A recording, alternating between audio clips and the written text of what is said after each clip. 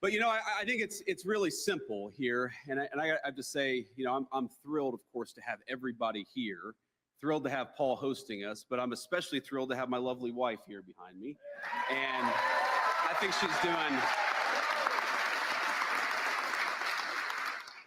she's doing a great job as Second Lady of the United States, and I'm so proud to have her back by my side. And here's the thing, because the cameras are all on, anything that I say, no matter how crazy, Usha has to smile and laugh and celebrate it.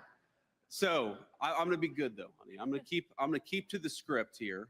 But I think that what we're really after here, and you see so many people attacking the president's economic programs and attacking the progress that we've made over the past 7 weeks. You hear people saying, well, how dare Donald Trump impose tariffs on foreign countries that have been taking advantage of us for 40 years?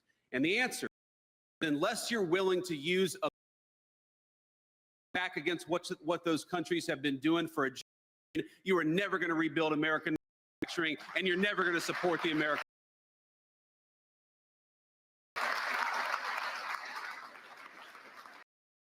President Trump is done with leaders talk. We are an administration that is going to do things for the American people and for American workers. Just think about this. When foreign countries make it impossible to ship American cars into their countries, why have we had leadership that refuses to fight back?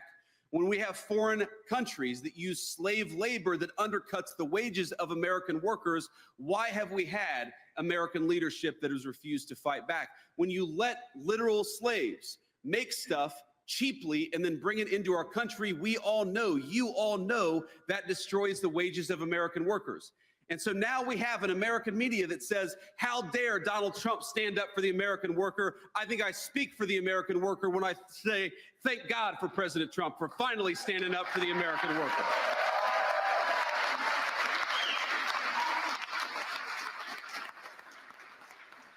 Enough is enough. For 40 years, the people of this country, the businesses, the workers, everybody have been neglected, they have been ignored, and they have had a leadership that refuses to stand up for them. And that changed just 7 short weeks ago.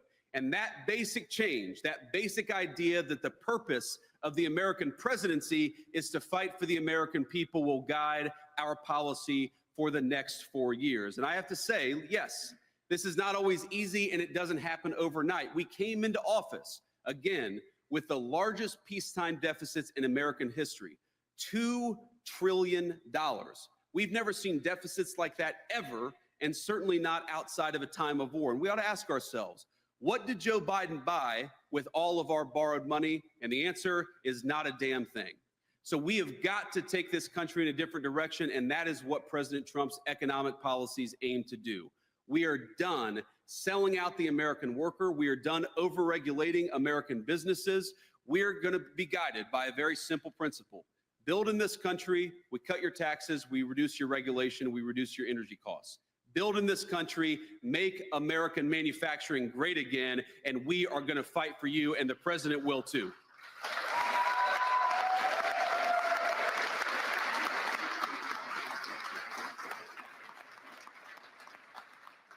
So let me conclude again by saying thank you. Thanks to Paul for hosting. Thank you to your incredible facility and for what you do every single day. But as a kid who grew up in a working class family, let me just say this, that when I was growing up in Middletown, Ohio, everybody who worked hard seemed to be able to find a good job. And something changed. I don't know when I was a teenager or maybe a little bit later, but when that great steel mill that supported the town was the lifeblood of the town that I grew up in, when it went from 10,000 jobs to 2,000 jobs, the American working people started to get destroyed in the process.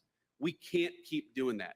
We can't keep running the same exact playbook over and over again, expecting different results. We've got to run a different playbook.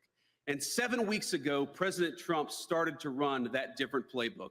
We are not going to borrow from future generations to buy stuff that the communist Chinese make for us. We are not going to put people on welfare instead of giving them good middle-class American jobs. We're not going to drive housing through the roof. We're going to make it affordable again to afford an American home. That is what we're trying to do. And yes, my friends, it's not going to happen overnight.